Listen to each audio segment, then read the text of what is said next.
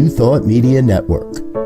We are a global broadcast network of positive music, media, and entertainment, inspiring humanity's evolution along the journey of enlightenment and creating a world of love, peace, empowerment, and prosperity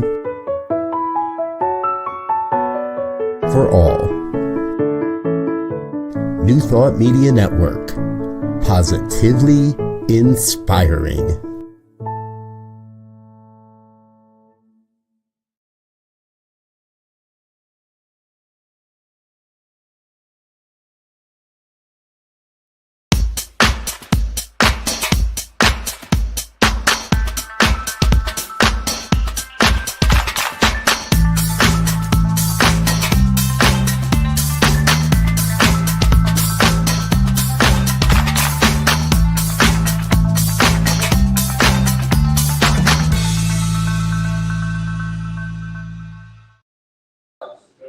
Why, hello there. I am Bonnie Gonzalez, and welcome to Your Doula for Grief. So I'm Bonnie Gonzalez, and I am a grief coach. And who's that on the screen with me?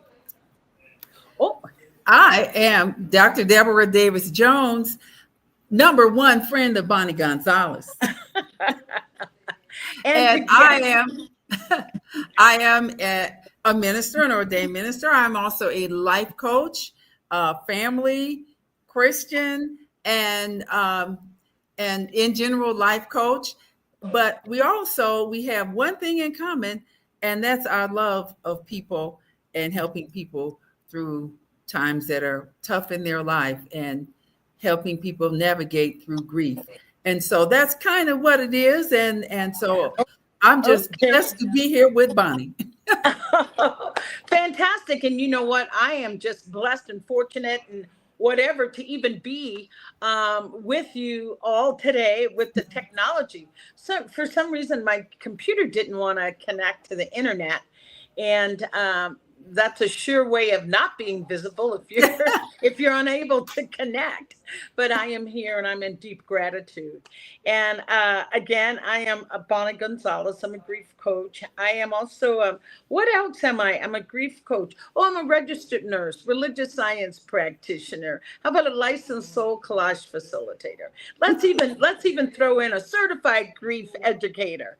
Okay, but my most important I am is to be a human being on the planet right here at this time, navigating these sometimes choppy waters, sometimes these, smooth sailing waters. I am a human being right here with you, enduring the same hardships that you may be enduring, and just taking those hardships and turning them into teaching and learning opportunities.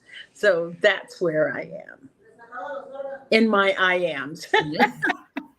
Wow. See, I did forget to say I'm the founder of the Day for Life Ministries International. I always forget that because I'm just so in awe of Bonnie. So. Oh no, I think that's because what we do, Deborah, comes so naturally that we don't take that time to say, "Wow, look at my maybe accomplishments and look what I can bring to the table to help others, to make me a real valid person." So that's where it comes from, that we're just doing what comes natural for us. And so with what comes natural, we're going to talk a little bit today. Deborah and I together, our program is Grief to Grace, in talking about moving from intense grief to that state of grace. And so maybe we'll explain that part first. And grief is an emotional response to a loss. And we suffer a myriad of losses in our life. And, losing loved ones and friends, that's the biggest loss that we will endure. But we also have other losses. How about the loss of a job, a loss of a friendship, a geographical move where your whole environment has changed, where the things that you used to do, you can't do them anymore. And what about aging? I love that one, Deborah. Aging. What about loss of mobility? There's so Yes. many, there's so many losses that we endure, and they do put us into a state of grief. And grief Mhm. is, as I said, emotional response to loss, and it could be from anything from anger to anger, of course, deep sadness.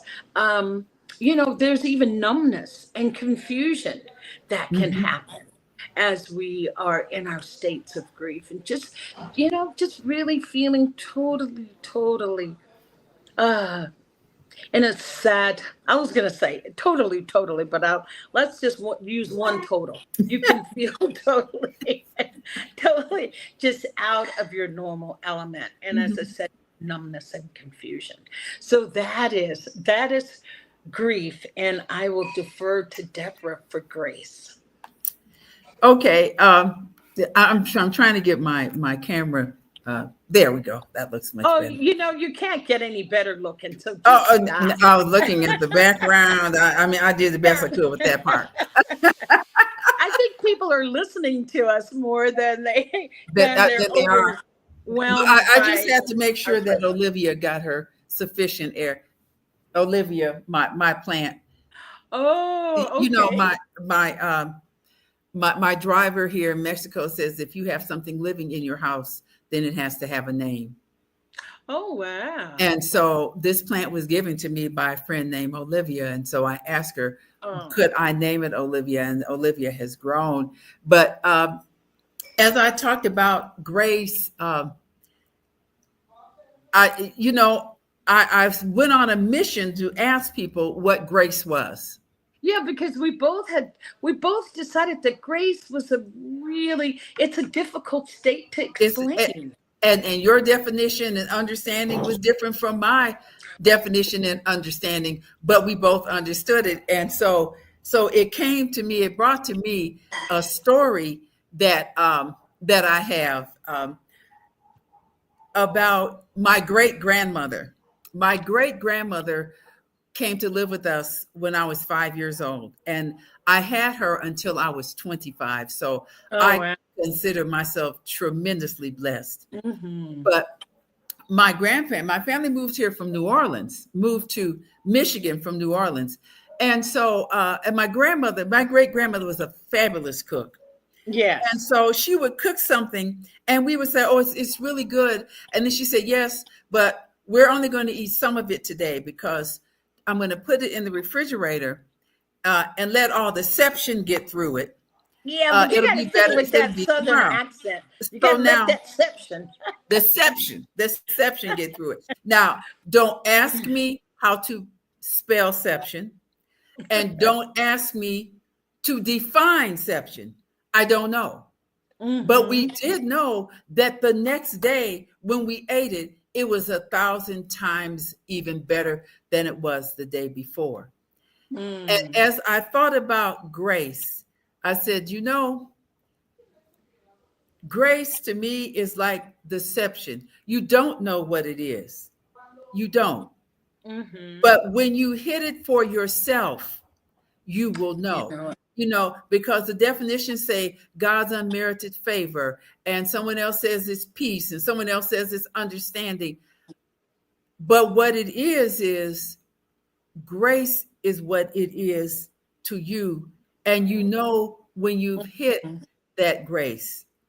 You know, yes. you know when you are in a state of grace, when you can look at what you've been dealing with, look at the grief and look at and say, okay, I have navigated through this and I can move to the next phase of my life or whatever I need. But I couldn't tell you what it is, but Mhm. I know that it is. And I Yeah. think there are some things, within our language, we always try to put words to define, And but you yes. can't because it's a felt thing. It's something that you feel Yes. kind of like the difference between a hymn and a gospel song. A hymn, you have the words and you know the beginning, but in gospel, you have to feel it. And so I think, to me, that's what grace is, knowing that it is. I'm okay. I'm ready. I can move forward. But only you would know when it is. Yes, yes, yes. And I was going to say, Deborah, I want to put it out to our viewers. If someone has a statement, or if someone has an explanation that they would like to share about what grace is for them, we'd love to hear it. Because, as I said, it's just a very difficult state to express or to explain. And I was going to ask you, Deborah, I know it's kind of like we didn't discuss this, but this is what I love about talking to a friend, that you can move to from lane to lane. But do you think grace and mercy have any correlation to get, because I was just thinking, for some reason, the word grace and mercy came about, the word mercy. Well, it is biblically, grace and mercy generally come together. Grace is God's unmerited favor. Mercy is giving you not what you deserve, but to give you what you need. Because it's, we don't always get some of the things we do. We don't deserve some of the, repayment, but mercy says you're forgiven. But mercy is saying, yes, you did make a mistake. Yes, you did, but because life and God is merciful, then you don't wait. Let me see. Yeah, Justice, maybe justice and mercy, because a lot of times we say it's not fair. Well, fair means getting equal to what you give. I don't know about you, but I don't want life to be fair. I do want life to be just and merciful. I just want life to be easy. Okay. But anyway, that's another show. Yeah. Mercy has to do with justice, and justice isn't always giving you what you deserve. Justice is giving you the benefit of the doubt. The saying that forgive them because they didn't know what they were doing. And so that's what mercy is. It's forgiveness. It's forgiveness for the mistakes that we make. Yeah, or sometimes, for me, when I think about mercy, I think about there's no judgment. There's no judgment. Someone is in, and it's just freely given. Whatever, if I knock on your door and ask for, a glass of water, it's not like, well, didn't you know you needed water before you left home? Why don't you have, all those questions that could come? You would just give the water without any judgment, without any absolutely questions. Yes. So mercy. Anyway, I apologize, Deborah. I digressed a little bit, but that word came to mind. Because normally when you see them together. Yeah. Grace and mercy. I hadn't even thought about that. You normally, and even as I looked through it and, went on AI and looked in the concordance and did all those things, they generally come together because grace is unmerited favor. That's how it's defined, even in the dictionary, as one of the definitions. It's unmerited favor. And so wouldn't that necessarily go with mercy? To say no judgment, forgiveness, because that's mercy. And so after that, it's like, because you've been forgiven, you can have a state of grace, or because you work through it. See, so those two generally are together. Yes. So now that we've got that clarified, until next week, I think that's right. Clear as mud. Clear as mud. No, I was going to say, I think we'll be forever on a quest. Each week we'll give a new definition of grace, of what we found during the week. Because, sometimes it's like, when you buy a white car, like you don't even see any white cars, right? but then you buy a white car, and that's suddenly all you can see. You've moved into the white car zone. They're just coming from everywhere. So Yes, I yes. think once we put it out there for grace, it's going to be coming like the white cars. You'll read this, you'll read that. It will say grace. So let's make that our Absolutely. weekly mission to Yes, share yes, a yes. new definition of grace each week. Absolutely. And so and we do have a method to our madness today. We do have another theme, and that's it's what is the difference? And Deborah asked this question, and anytime any of us have a question, if I have that question, then you can believe that someone else will have the question. Mhm. And the question is, what is the difference between grieving and mourning?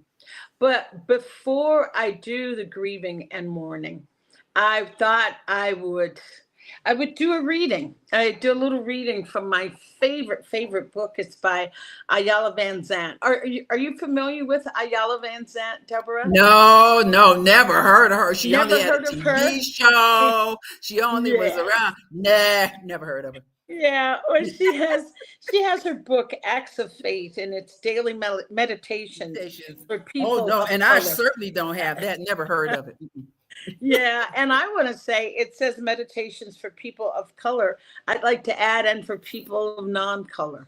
It is one of those that we can all get a message from. Mhm. So, or it speaks to everyone. You could find Mhm. something in this little book that would work for you. And it's going to be a reading. So, what I'd like for you to do, the listener, Joe, Deborah, is just sit back, maybe close your eyes, and just listen to the reading and see where you pop back in as you're sitting there feeling wonderful.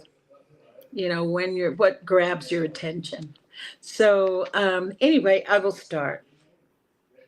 And this is September 30th. It says, those who don't know how to weep with their whole heart don't know how to laugh either. And that's Golda Meir. When we lose a loved one to death or end a long-term relationship, it is perfectly normal to grieve. We must honor and recognize each stage of the grief and every emotion we have. There will be shock, denial, anger, confusion, fear, helplessness, numbness, and eventually acceptance. There will be a point when we do not know what to do, but we want to do something. Mhm. At that point, we must understand and accept there is no death, there is no end, there is only transformation. Our loved ones now exist in a new time, a new place, a new reality, and so do we. The relationship as we knew it has been transformed from the physical to the spiritual, from marriage to separation, from loveship to friendship. It has not ended, it has changed. When we allow ourselves to grieve, we release the negative thoughts and emotions that make it easier to accept the change. We do not grieve. When we do not grieve, we get stuck. Grief is natural and normal and to be expected. We owe it to ourselves and the memory of the relationship to grieve and cleanse our soul. And her affirmation for this is, I will take the time to grieve and prepare myself for the change. Thank you. So, yeah, every time I read that, there's another ring of truth to it. And Mhm. and that's why we were talking about our theme is grieving and mourning and what's the difference. And that reading is Mhm. talking about that, how to prepare yourself, because it's really a change, and how to prepare for the change that is here. That's what leads to grieving and mourning. Deborah, would you like to add a few words to that? Well, there's not a lot to add, except I did think about, our friend Grace, who is a poet and but I asked her about some grace, and what she wrote, I went to one of her poems, and she talks about grief and mourning. And when she talks about, she says, the shock, the hurt, the pain seem too much to stay clear and sane. Then something happens, and she seems to face upcoming task only in a state of grace, because it is. And then she says, in this state of grace is God's loving hands, invisible as they may be. They help hold, support, and mold another day to see. And I think that's part of the mourning and the process, the mourning, but also the grief, saying, I can't change it. And I have to be prepared for the change, for the move, because I can't change it. I can't change this, but we still have life. And I think that's something that as I read through what from Acts of Faith, it is something that change is the only constant in life. Exactly. And so we have to be prepared for it. And whether or not we like it, we don't have a lot of choice. I remember this book called Change is Good. You go first. and so change and loss in life, it is a part of our life, and we have to be prepared for it, and we have to be ready to navigate through it, because that is the one thing that we don't have any control over, because change comes and we lose, and there is loss. We lose loved ones, we lose jobs, we lose friends, we lose relationships, and it is, but there is, but my question, was, well, what's the difference between mourning and grief?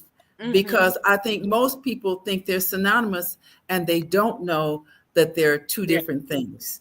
Right. Totally different.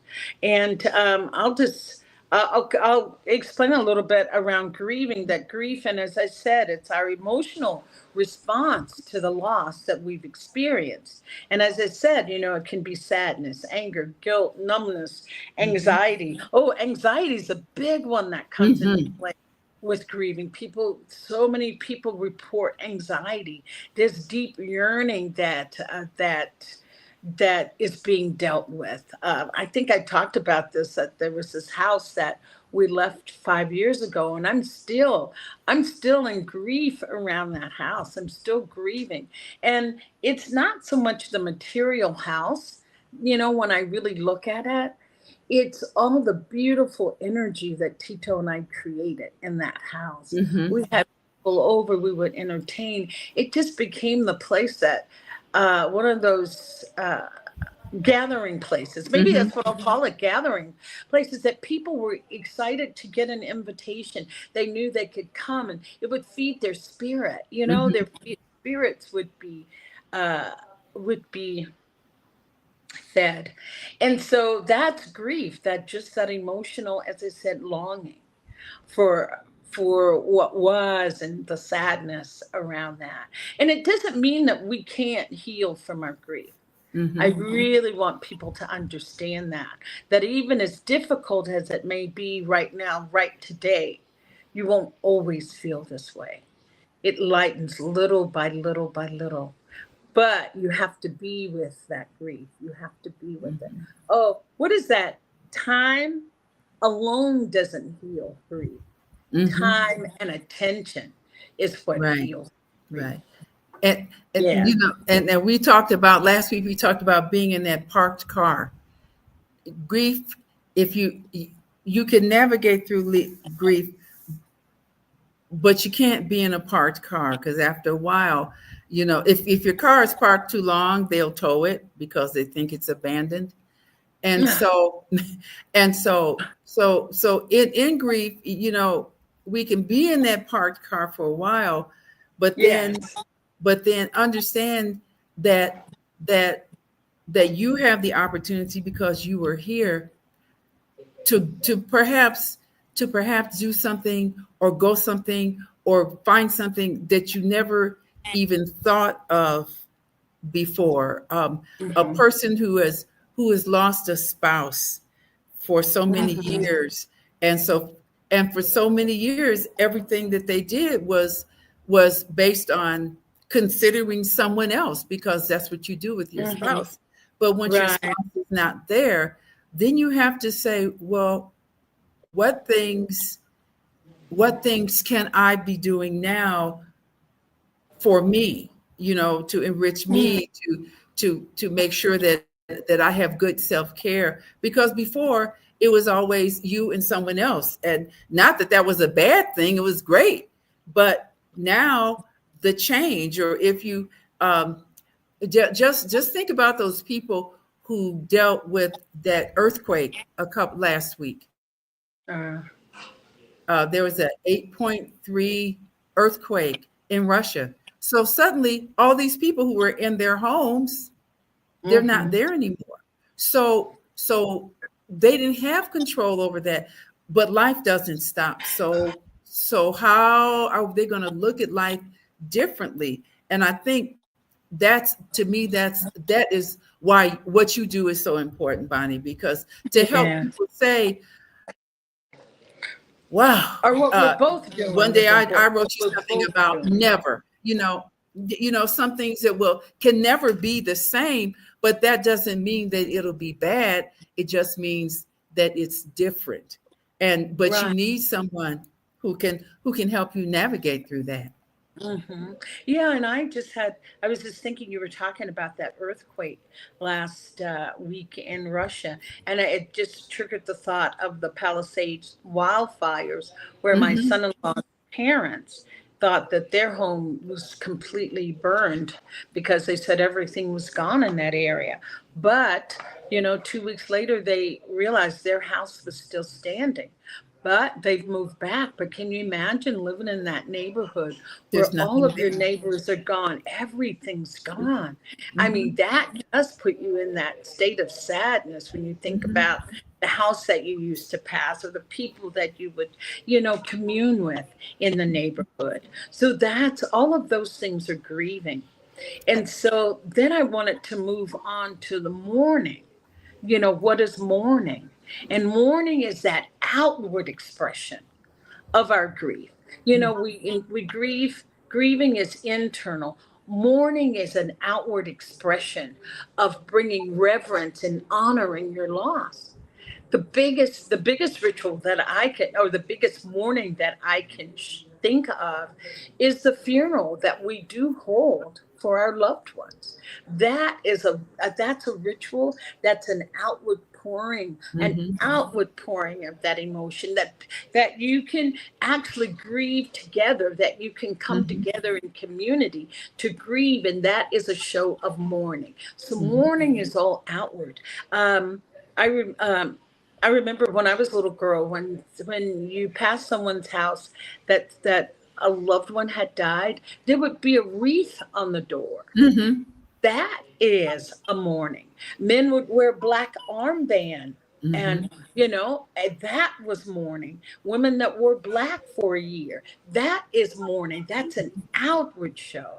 And we can have rituals that we have. We can have other rituals beside the funeral. We can create an altar that reminds us, that pays reverence and homage to that loved one that's lost. Or you could build an altar for any loss that you've had.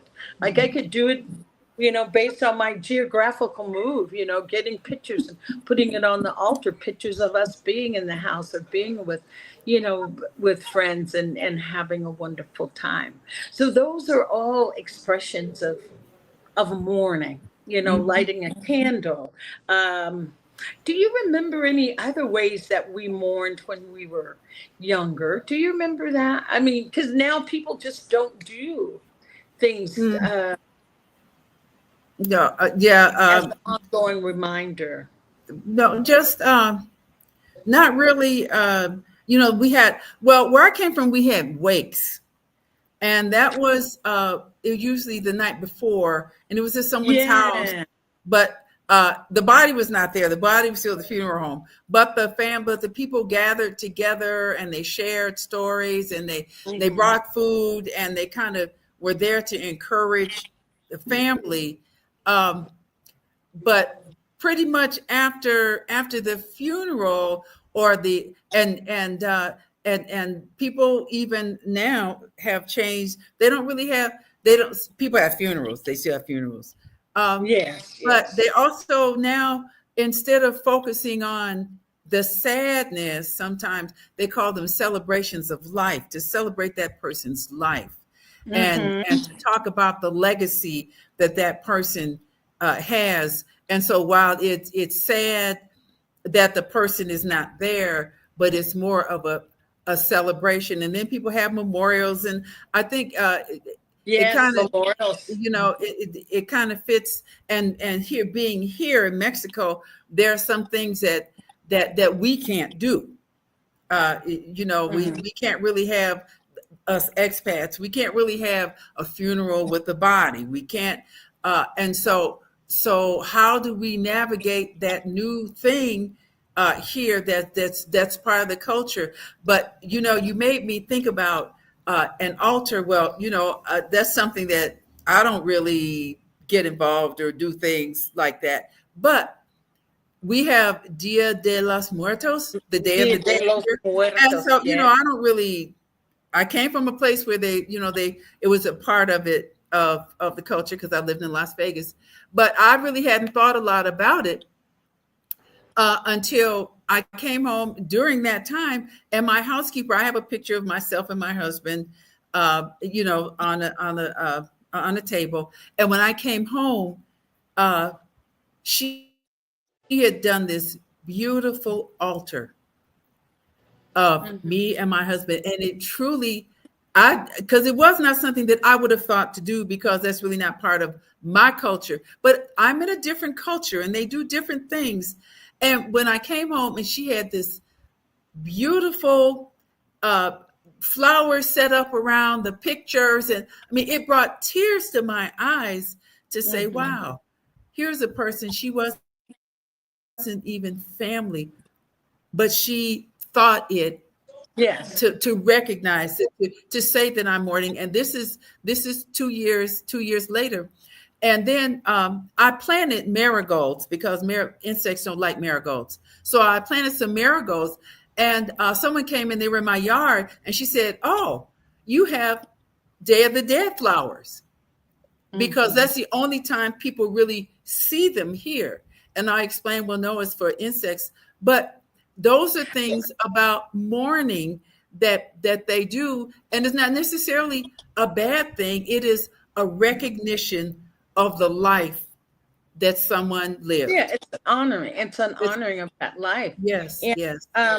And I wanted to add, and I'll come back to Dia de los Muertos, but we have Memorial Day in the U.S. Yes, That's an outward mourning of those lives that were given in service to the country. Absolutely. So there are probably more rituals going on than we realize around, honoring or mourning our lost ones, or just mourning in general.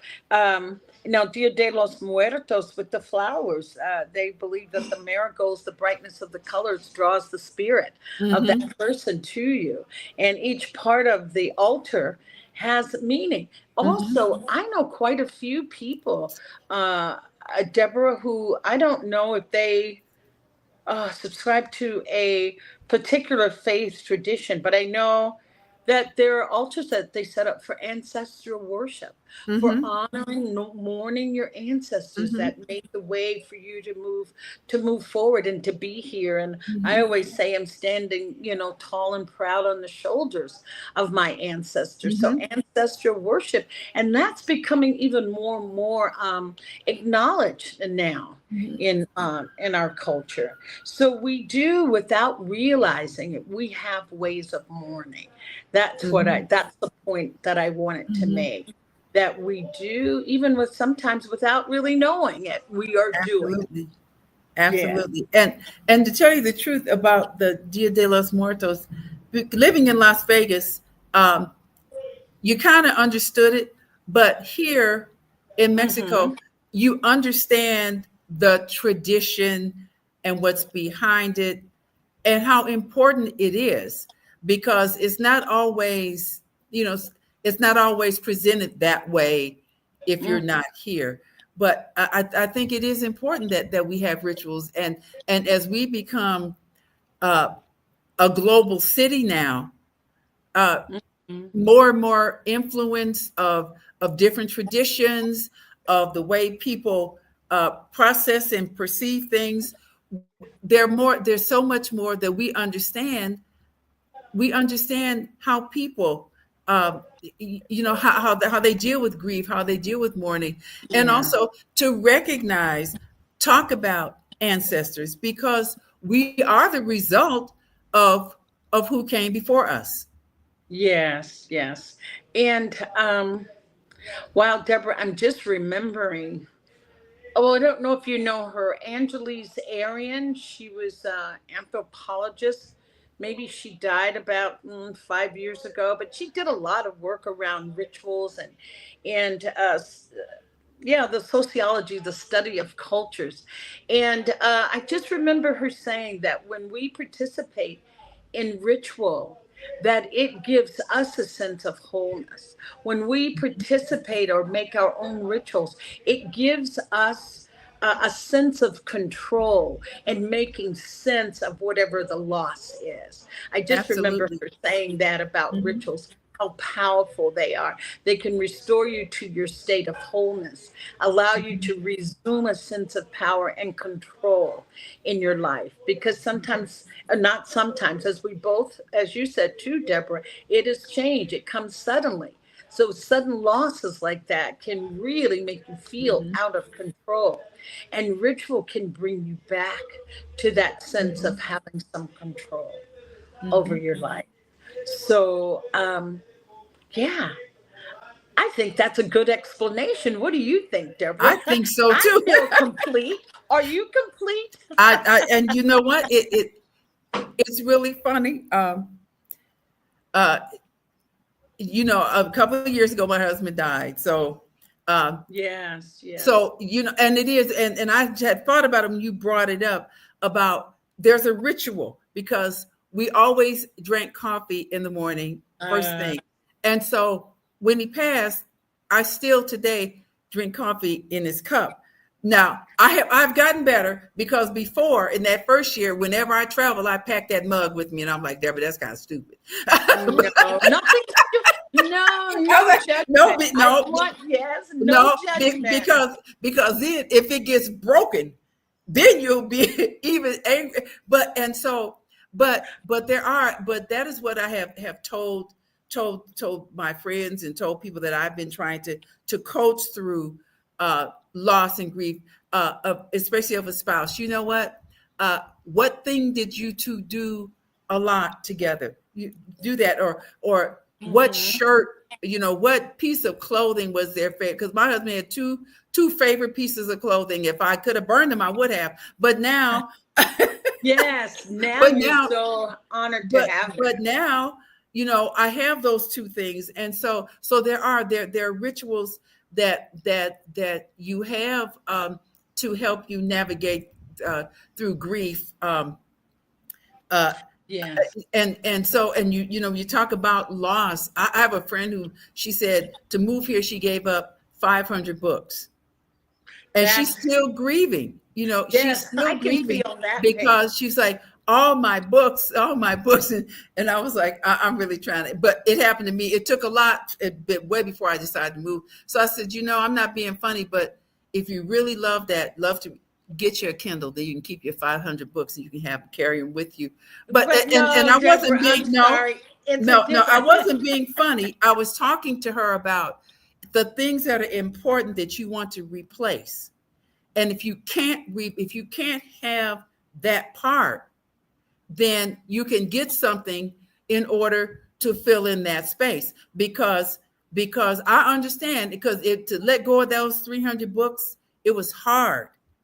It was hard.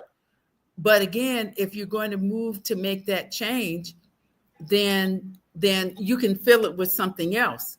And so, and like I said, I wasn't being funny because it hurt to give up my books. But now, at least now, when I get a book, if I put it on my device, I will have it. I can carry it with me. I can pull it up. Yes. Because we were raised to love our books. Oh, we were raised to love our books. Yes. But when you know, and so I told her, I said, I'm not being funny. I said, I understand, you know, I found my books a good home, but it's still grief. And so as I said, well, you know, what can you do to kind of fill that void? You know, and so you know, we just have to, as you talked about grieving, you know, what can we do? What new ritual can we do to move forward? Right. Well, I'm still back with your friend with their free 300 books, because I gave up about that and I'm still grieving those books. No, here's what I said, Deborah. 500 books. No, okay. Well, I didn't have 500, but when I'm moving again, my books are going. I am selecting the ones that want to go, and they will go. Because I was just going to say, with moving, especially moving, you know, different countries now, it's the books that really, sustained my feeling of being connected to my life. That, you know, I think about the things that I gave up, and I can remember people walking away with things that I adored, but it was my books that gives me a sense of peace, a sense of, I'm looking for another word, it's contentment with whatever's going on. So anyway, but I digress, because we're going to have to come to an end. and I thank you for sharing that, Deborah. I thank you for sharing that. You're so right. What can we do? What can we do? There was a book that I was reading on grief, and it was Sheryl Sandberg, the CEO of Facebook at the time, whose husband died suddenly while they were on vacation. He was a young man, and they had little kids, and you know, they had little kids, and just total devastation. And she was with I think the brother-in-law. And I think one of the kids was having a birthday party, and she was saying, I don't know what I'm going to do without, you know, staying here without their husband here. And so the brother-in-law said, well, what's your plan A? What's your plan A? She said, the plan A is to have stand back with us for my daughter's birthday. And the brother-in-law said, you can't have plan A. So what's plan B? And let's just rock the hell out of plan B. So maybe that's what we do with deep losses like that. Yes, we want our loved one back. And I love what you said. What else can you do? What else can you do to begin to heal that deep void, or to fill that void in your life?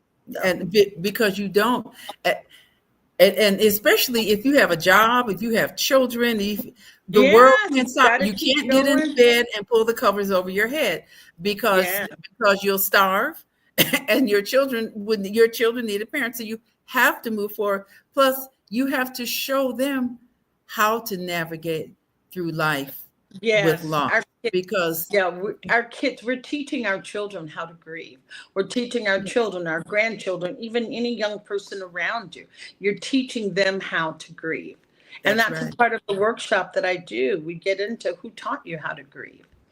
But we won't do that workshop today, because we have to end our show. We just started. I know. What time flies when you're having fun? I thought I would. Oh, I can't believe I just did that, Deborah. Do you want to tell us anything? I just lost what I had up here. So, is there any parting words that you'd like to leave us with? And then I'll read The Guest House by Rumi. Just know that through every loss, through every death, there's a birth. And be open, be willing to move into that new life that you that's going to be available to you, that whether or not you do it willingly or you're dragged kicking and screaming into it, it's still a choice. And we have a choice as to how we will navigate through this, because some things we just really can't change. What is it for the AA, the serenity prayer? Oh yeah, that serenity prayer. To know what I can change, to change what I can, and the wisdom to know the difference.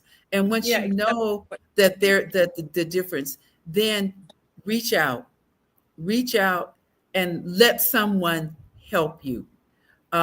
If they may just need to listen, or they may offer you advice, but don't be afraid to reach out. And if someone reaches out to you, it's not for you to judge. Just open up and be there and listen. And after they finish, then say, how can I help you? Or do you need help? Because sometimes they just need to talk it out. That talking has been the help. Thank you, Deborah. And I am going to bring us to a close, and I'm going to read Rumi, The Guest House. I'm sure we all know that poem. So, Rumi, The Guest House. This being human is a guest house. Every morning, a new arrival. A joy, a depression, a meanness, some momentary awareness comes as an unexpected visitor. Welcome and entertain them all, even if they are a crowd of sorrows who violently sweep your house empty of its furniture. Still, treat each guest honorably. They may be clearing you out for some new delight. The dark thought, the shame, the malice. Meet them at the door laughing and invite them in. Be grateful for whatever comes, because each has been sent as a guide from beyond. That's Rumi, Guest House. So yes, treat each guest, treat each emotion honorably. It deserves to have its time and attention so that it can move through, because it definitely came to pass. So I'd like to invite you, as I always do, after the program ends, I want you to just go to your mirror and look yourself in the eye and just say, what do I need today? What do I need today? And whatever comes up, honor it. As Rumi says, it may be clearing you out for a new delight. So thank you so much for joining us, and namaste. I'll see you next time. See you next time. Ciao, ciao. Ciao, ciao. Bye-bye.